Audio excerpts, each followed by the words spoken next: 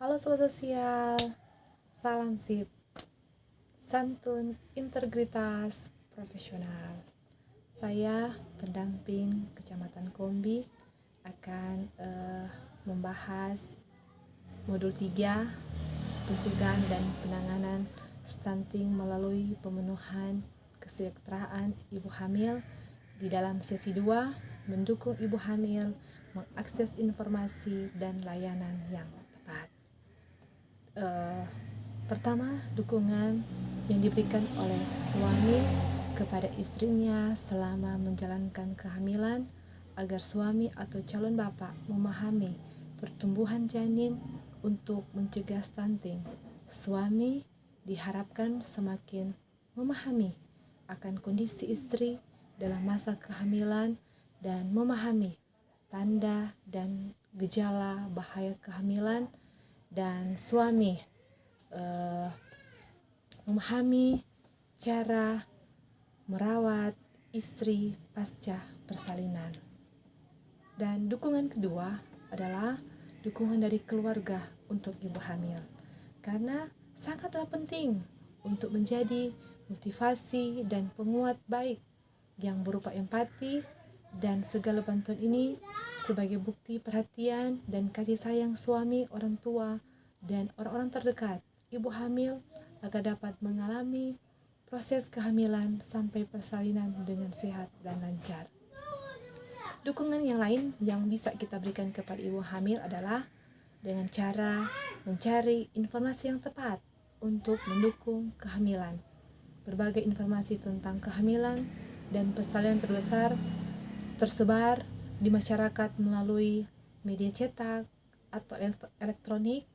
Untuk mendapatkan informasi tentang kehamilan yang tepat, manakah yang tempat yang sebaiknya anggota keluarga dan ibu hamil datang untuk mencari informasi tersebut?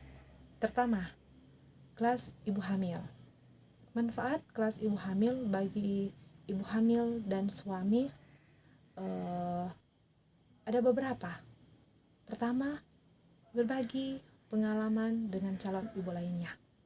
Kedua, suami tidak lebih banyak mengetahui, lebih mengenal penanganan persalinan dan pasca persalinan, dan melatih keterampilan bernafas, lebih siap untuk menghadapi persalinan dan pasca persalinan.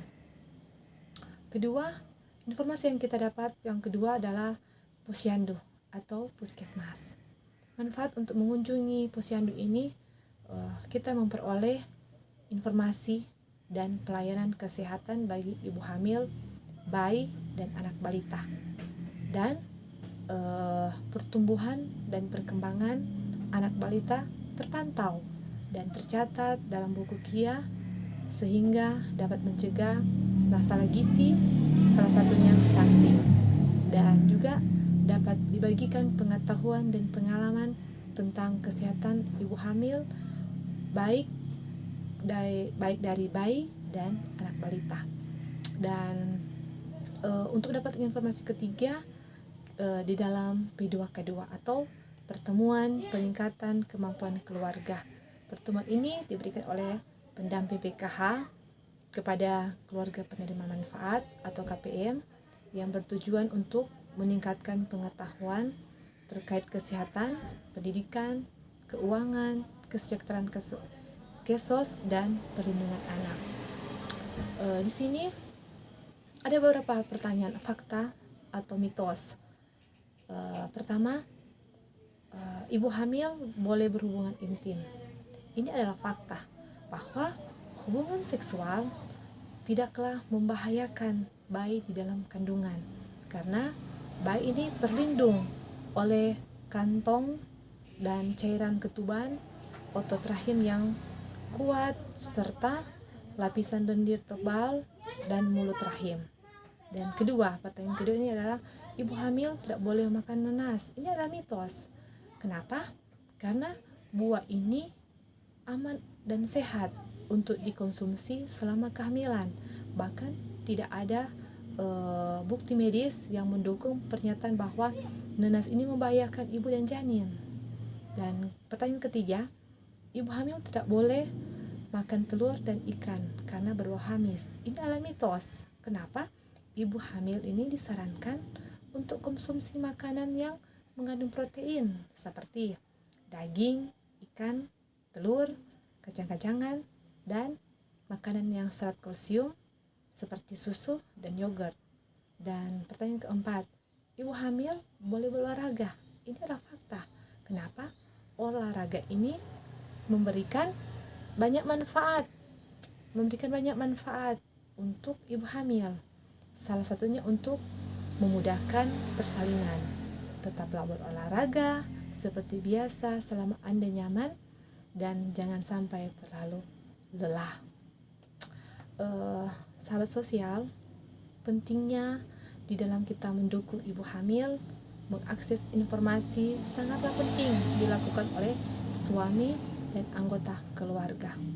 Di dalam kita menyeleksi informasi ini banyak mitos dan berita palsu yang beredar di masyarakat terkait kehamilan, terkait dalam kehamilan. Untuk itu bijaklah menyeleksi informasi tersebut. Jika mendapat informasi yang mencurigakan dan tidak rasional, maka sebaiknya tanyakanlah atau klarifikasikan kepada tenaga kesehatan ketika periksa kehamilan saat mengikuti posyandu dan kelas ibu hamil. Dan sobat sosial, pada buku Kia terdapat beberapa sumber informasi bagi ibu hamil. Pastikan ibu hamil membaca informasi tersebut dan jika ada pertanyaan yang tidak dimengerti, dapat bertanya kepada petugas kesehatan. Ingatlah selalu bahwa ibu hamil dan anggota keluarga haruslah bijak memilah dan memilih informasi untuk mendukung ibu hamil. Cara menyeleksi informasi mengenai kehamilan. Ada 3 cara untuk menyaring informasi. Pertama, biasanya tidak langsung menyebar informasi di media sosial. Pelajarilah dan tanyakan kepada petugas kesehatan. Kedua, jika ragu akan suatu informasi, maka tanyalah kepada tenaga kesehatan ketika memeriksa kehamilan atau saat mengikuti kelas ibu hamil. Ketiga, hindari percaya pada berita yang provokatif. Cari referensi berita serupa dari situs online resmi atau media terpercaya. Dan marilah kita selalu mendukung ibu hamil untuk mendapatkan informasi yang tepat dan benar sehingga tumbuh kembang janin menjadi optimal untuk mencegah bayi lahir stunting. Semoga informasi bermanfaat dan edukasi kita semua dan terima kasih.